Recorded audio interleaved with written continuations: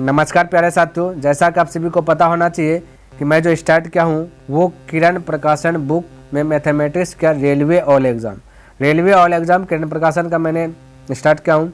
इनमें से chapter start किया हूँ रेशियो क्योंकि रेशियो रीढ़ का हड्डी है। उसके बाद रेशियो जैसे खत्म होगा मैं परसेंटेज बताऊँगा। ठीक है, रेशियो परसेंटेज बना लीजिएगा तो बाकी बात टोटल चैप्टर का फिनिश हो जाएगा क्योंकि इसी पर आधारित बनता है। अच्छा, रेशियो में मैंने क्या क्या टाइप 1, टाइप 2, 3, 4, 5, 6 पूर्ण रूप से कंप्लीट कर लिया। इसके साथ ही साथ आर एस अग्रवाल बुक में जितना भी चैप्टर है टोटल चैप्टर खत्म, यानी कि आर एस अग्रवाल बुक को खत्म कर लिया।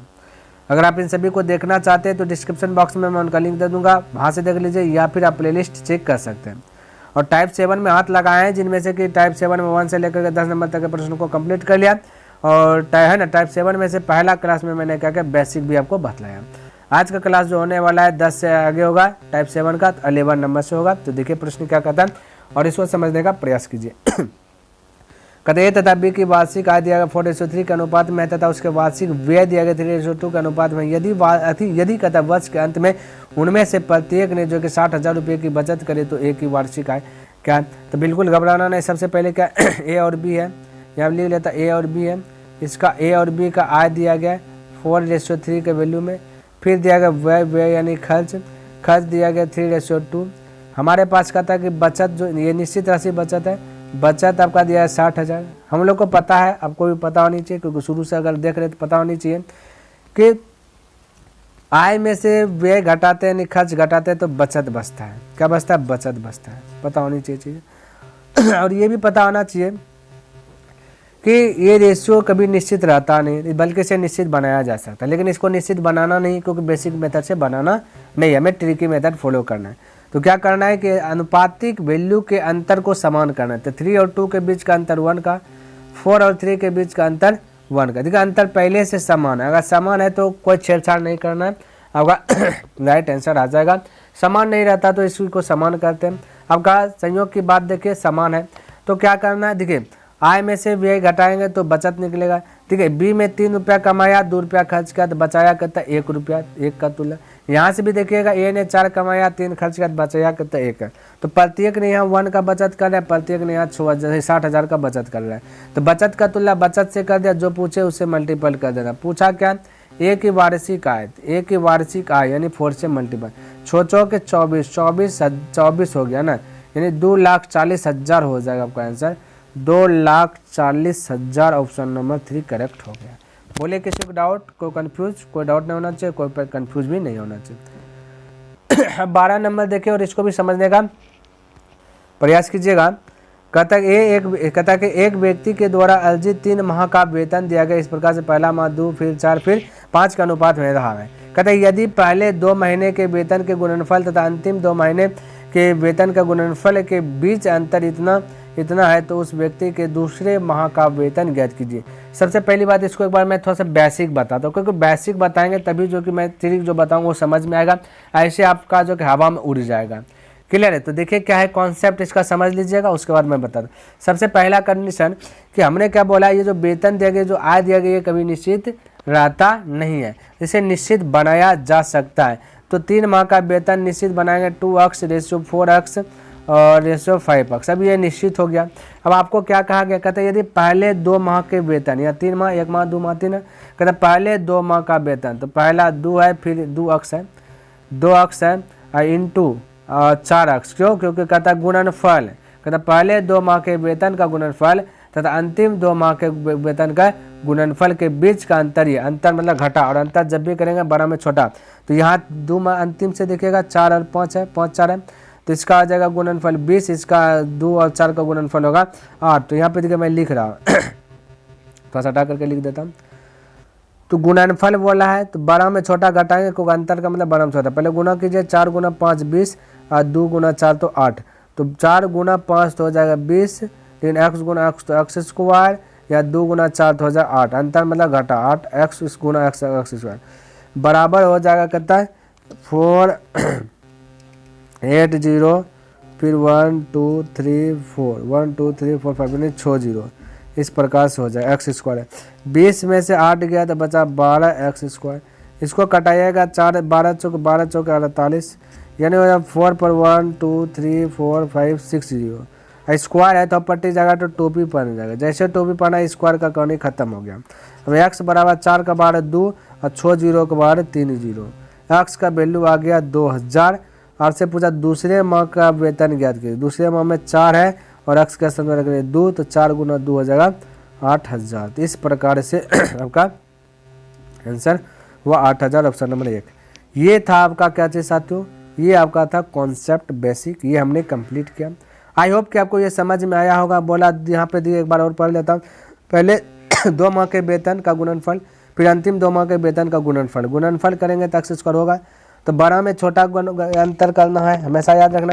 तो बड़ा का पहले 2 माह का वेतन का गुणनफल होता है 4 दूना 8, और फिर इधर होगा 4 पंचे 20। तो बड़ा कम छोटा घटाना है, पहले 20 x गुना x², फिर 8x²। अंतर इतना देकर कटा सटा करके हमने ला लिया।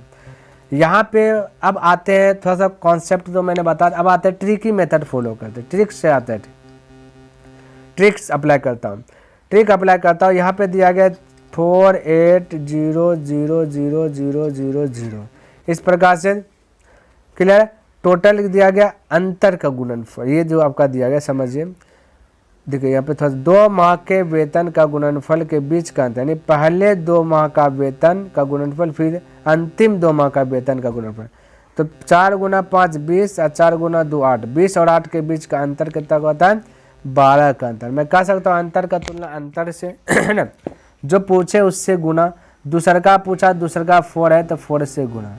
क्या ये अब आंसर आ जाएगा? क्योंकि कहिएगा सर जी आप तो राइट के अंतर का तुलना अंतर से कर दिए, जो पूछा उससे गुना कर दिए, तो आपका राइट आंसर आएगा। तो मेरे भाई यहाँ पे आपका गलत आंसर आएगा अभी अगर हल करेंगे तो। बोले कि ये कैसे सर जी, शुरू से तो आप ऐसे ही बनाते हुए आ रहे हैं, तो ये कैसे कह दिए? तो मेरे भाई यहाँ समझिए, अभी तुरंत मैंने बेसिक किस लिए बताया, इसलिए तो मैंने बोला कि बेसिक बताऊँगा तभी आपको ये जो समझ में आएगा। बेसिक में आपको पता चला होगा कि x गुना x होता है तो x² होता है ना, तो स्क्वायर अब पट्टी जाता है तो टोपी पहनता है। तो मेरे भाई यहाँ भी आपको वही काम करना है, इसको टोपी पहना देना है। कब टोपी पहनाना है और क्यों टोपी पहनाना है ये अब थोड़ा सा समझिए। और टोपी जब भी पहनाना है 4 पे नहीं पहनाना है, खाली इसी पे पहनाना है। अब समझिए क्यों टोपी पहनाना और कब टोपी पहनाना है। जब भी गुणनफल की बात आएगा, 2 गो की बात आएगा तो टोपी पहनाना है। अगर 3 गो की बात आएगा गुणनफल, तो यहाँ पे घनमूल निकालें। 2 गो में से वर्गमूल निकालते हैं, 3 गो में से घनमूल। हालांकि यहाँ पे 2 गो का गुणनफल था, 2 गो फर्स्ट से था, 2 गो लास्ट से था, तो गुणनफल 2 को करना हुआ, अंतर था तो अंतर करके यहाँ टोपी पहना दे। आई होप कि आपको ये समझ में आ गया होगा कि टोपी कब पहनाना है। टोपी तभी पहनाना है जब गुणनफल के रूप में दिया रहे। गुणनफल नहीं देगा टोपी नहीं पहनाना है। क्लियर। अब इसको कटाइएगा, 12 से कटाएगा 4 बार में, 4 6 जीरो 4 का बार आता है 2, 2 6 जीरो का बार आता है 3, तो 3 गुना 4 कर दीजिए 8000। फटाक से ज़्यादा तोम झाम से बच गए, फटाक से ऑप्शन नंबर ए। क्लियर। चलिए, किसी को डाउट, कहीं पर कन्फ्यूज नहीं होना चाहिए और समझ आ गया होगा अच्छा से। ठीक है, चलिए भाई कहाँ चल गया देखिए, थोड़ा सा लगता हट गया। अब 13 नंबर समझिए, है ना, और इसको भी देखिए क्या कहता है। कहता कि इतना का इतना और इतना का। भाई ये तो पूरा इजी है, पूरे समझिए इजी है, इसमें तो कुछ काम ही नहीं करना है। बस काम क्या करना है ना कि 9.30 का मतलब गुना 1/3, फिर इतना का अनुपात पूछा, बीच में रेशियो दिया, फिर 1.55 का मतलब गुना 0.6। क्लियर। अब ध्यान से देखिए, ये दशमलव का 2 डिजिट, इधर भी दशमलव का 2 डिजिट, ये इसका कहानी खत्म। 3 से कटाइएगा, 3 3 9, 3 का 3 बचा 0, ये भी हो गया। इसका दशमलव डिलीट कीजिएगा तो यहाँ पे आता है क्या चीज़, 10 आएगा। अब इसको कटाइएगा, अगर 5 से मैं बोलूँ कि भाई 5 से इसको कटा देता हूँ, तो 5 से कटा देता हूँ, तो मैं कह सकता 5 दिया 15, 5 का 5 बोल सकता हूँ, बिल्कुल बोल सकता हूँ। इसको 5 से कटाइएगा, 6 पंचे 30 बचा 1, 5 दूना 10, 62 बचा। 31 दूना आता है 62, ये भी क्लियर है ना। अब 2 से कटाइएगा तो 3 बार में कटेगा, यानी 3/10। इस इधर ये साइड में बचा 1, कोना कोनी गुना कीजिएगा तो 10 का 10 रेशियो 3 हो जाएगा, तो जो कि ऑप्शन नंबर आपका क्या हो जाएगा, फर्स्ट करेक्ट हो जाएगा, 13 का फर्स्ट। बोलिए किसी को डाउट, कहीं पे कंफ्यूज नहीं होना चाहिए, क्योंकि थोड़ा तो कैलकुलेशन था ही नहीं, ज़्यादा हल करना था। अब इसको समझिए, कहते एक आदमी अपनी मासिक आय का एक हिस्सा खर्च करता है और एक हिस्सा बचाता है। कहते एक हिस्सा खर्च का, एक हिस्सा बचा दिया गया। क्लियर ये बोला। कहते उसकी व्यय और बचत का अनुपात दिया गया, यानी कि आपका दिया गया है व्यय और बचत, ठीक है, व्यय और बचत का अनुपात दिया गया 27। कहता है मासिक आय है 725, तो उसकी मासिक बचत, यहाँ आय है 725, यहाँ आय जोड़िए 7 क्योंकि व्यय और बचत जोड़ेंगे तो आय निकलता है। क्लियर है, ध्यान में रखना। 27 और 2 हो जाता है 29। तो आय का तुलना आय से, टोटल आय का तुलना टोटल से, बचत पूछा, बचत भी दिया गया, तब तो ज़्यादा तम जब करना ही नहीं। इसको कटाइएगा तो 25 बार में कट जाएगा। क्लियर है, 25 बार में पूरा, 25 दोनों की जगह 50 आपका राइट आंसर आ जाएगा, ऑप्शन नंबर 2 करेक्ट हो जाएगा। तो इस प्रकार से आप बना सकते हैं। अगला देखिए और 15 नंबर देखिए और इसको समझने का प्रयास कीजिएगा। कहता कि एक व्यक्ति के द्वारा अर्जित 3 माह का वेतन, ये फिर से 3 माह वाला आ गया, इतना अनुपात में रहा। यदि पहले 2 महीने के वेतन का गुणनफल अंतिम 2 महीने के वेतन है, भाई ये सेम टू सेम लग रहा है, 15 और 12 सेम टू सेम है, तो इसको कैसे बताएंगे? अभी तो बतेबे नहीं क्या, 12 तो 12 15 सेम है, तो चलिए 15 बना लीजिए, वही है, एक बार बना लीजिए अपने मन से। क्लियर है। 16 देखिए, 16 हट के है और पूरे हट के है। कहता है ए और बी के वेतन का योग इतना, कहता है ए और बी को अगर जोड़ेंगे तो 25,000 होगा। कहता है वे अपने वेतन का 75% खर्च करते हैं। हालांकि ये और बी जोड़ने के बाद 25,000 है, लेकिन क्या कहना, वे अपने वेतन जितना बीता उस वेतन का 75% खर्च कर देते हैं, जिसका 75% खर्च कर दिया, तो मैं कह सकता भाई 25% बचाया होगा, है ना, 25% बचाया होगा। अब उनकी बचत का अनुपात देगा 14:11 है, तो रुपये में उनके वेतन का पता लगाइए, रुपये में उनके वेतन का पता लगाइए। तो इसको ऐसा कर लीजिए ना, ऑप्शन मेथड से इसको ट्राई कर लीजिए। बोला ए और बी के वेतन का योग दिया गया इतना, क्योंकि ऑप्शन के अनुसार से आना है आपका, तो नन ऑफ दिस दिया नहीं है ना। तो करना क्या है, 25,000 ए और बी मिलकर कौन बोल रहा है, तो बोलेगा 15,000, 10,000, 25,000, 14,000, 11,000, 25,000, 13, 12, 25,000, ये खाली डी नंबर 25,000 है, तो 3 गो में से तो कोई भी हो सकता है।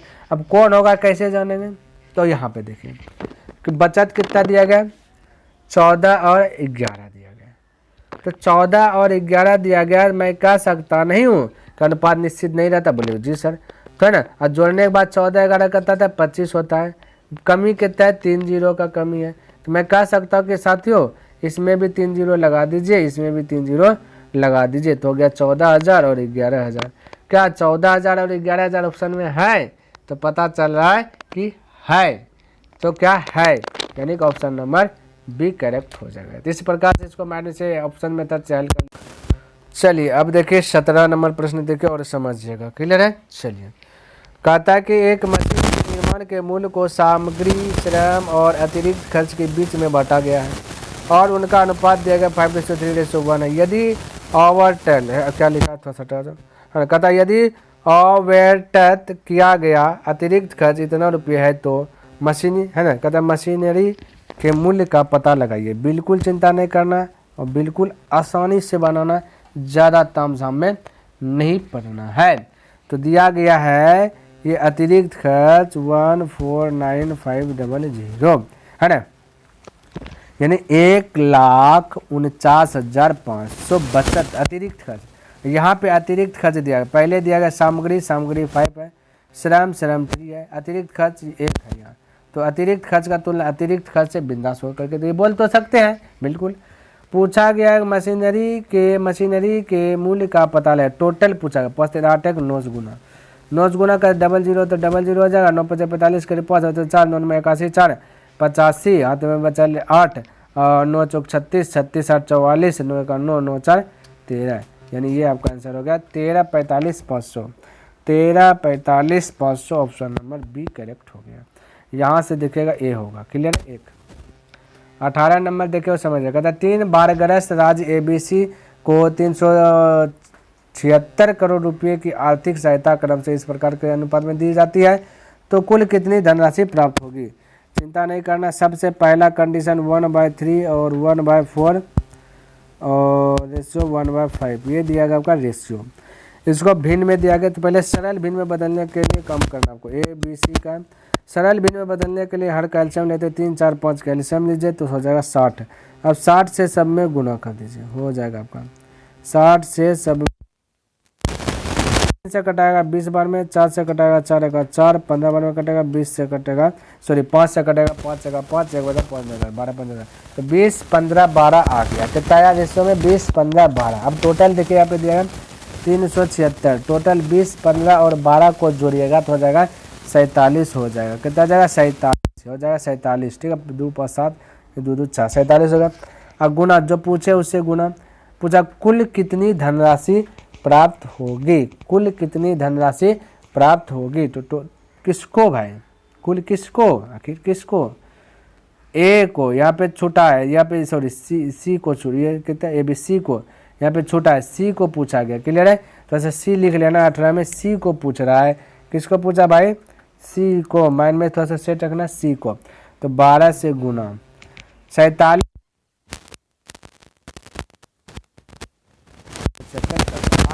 12 12 96 को आपका राइट आंसर हो जाएगा नंबर डी करेक्ट। अब 19 नंबर देखे प्रश्न, देखो 19 तो इजी है। कहता है कि रोहित और सचिन के मासिक वेतन का अनुपात ये था, तो उनके व्यय का अनुपात ये, यदि उन दोनों की मासिक बचत इतना है तो रोहित का वेतन कितना। मासिक बचत दिया गया और आपका जो ना रोहित है 8 से डिनर, सचिन को 8 से डिनर, ये आय का रेशियो दिया गया, आय दिया गया 5:7, उनके व्यय का रेशियो दिया गया, व्यय दिया गया 2:3। कहता है कि बचत इतना दिया गया है ना, कहता है कि दोनों की मासिक बचत है, बिल्कुल आसानी से बन जाएगा। वैसे अनुपातिक अंतर को समान कीजिए, यहाँ अंतर 1 का है, यहाँ अंतर 2 का है, तो इधर 2 से गुना कर दीजिए तो अनुपातिक वैल्यू बढ़ जाएगा, तो यहाँ भी 2 से यहाँ भी 2 से।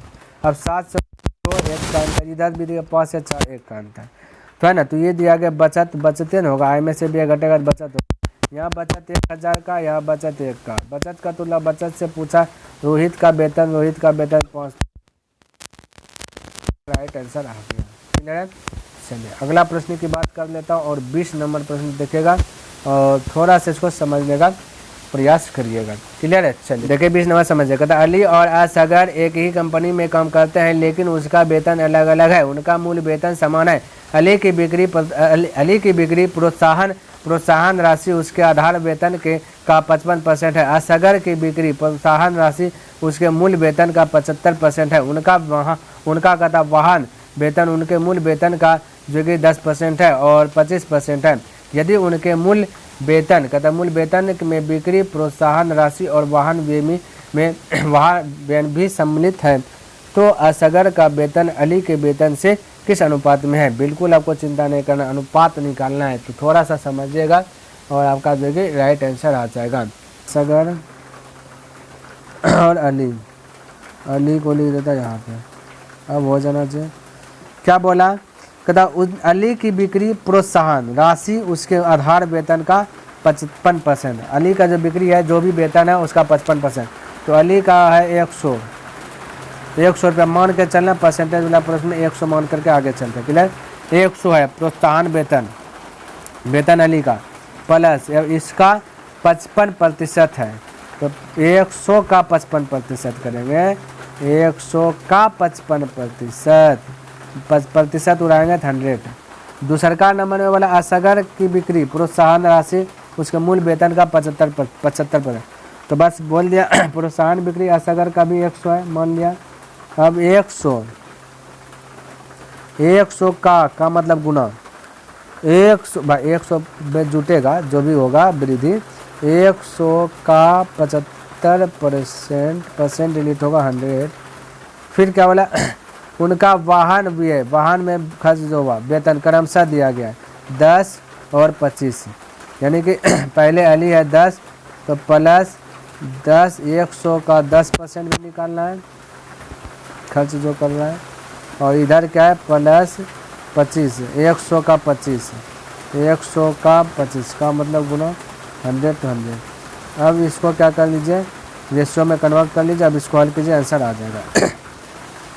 0 0 गया 0 0 गया, 75 25 होता है 100, 100 इधर 200, इधर 0 0 गया, 0 0 गया, 55 है ना, और ये कहता है 55 है ना, यहाँ पे आपका 55 है, ये 55 है अली, ये 55 है, ध्यान रखना 55 और 55 और क्या है 55 और इधर कितना भाई, ये 10 है, ठीक है, ये 10, 55 10 65 और 165 हो जाएगा।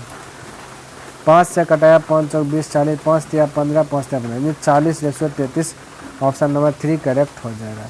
इस प्रकार से मेरा जो एक टारगेट डेलीज बाय डेलीज का है 10 प्लस, वो मैंने कंप्लीट कर लिया। आई होप कि आपको ये वीडियो पसंद आया होगा और समझ में भी आया होगा। अगर पसंद आए तो इस वीडियो को लाइक कर दीजिए, सब्सक्राइब नहीं किए तो चैनल को सब्सक्राइब कर दें, और हो सके तो अपने मित्रों के साथ भी इसे शेयर कर दें। कमेंट करके अवश्य बताएं कि यह वीडियो आपको कैसा लगा, क्योंकि कमेंट करते हैं तो कहीं ना कहीं मोटिवेट मिलता है, और वो मोटिवेट के कारण मैं प्रत्येक दिन वीडियो अपलोड करने में सक्षम रहता हूँ। तो चलिए नेक्स्ट दिन मिलता हूँ इनसे आगे लेकर के, तब तक के लिए धन्यवाद। जय हिंद, जय भारत।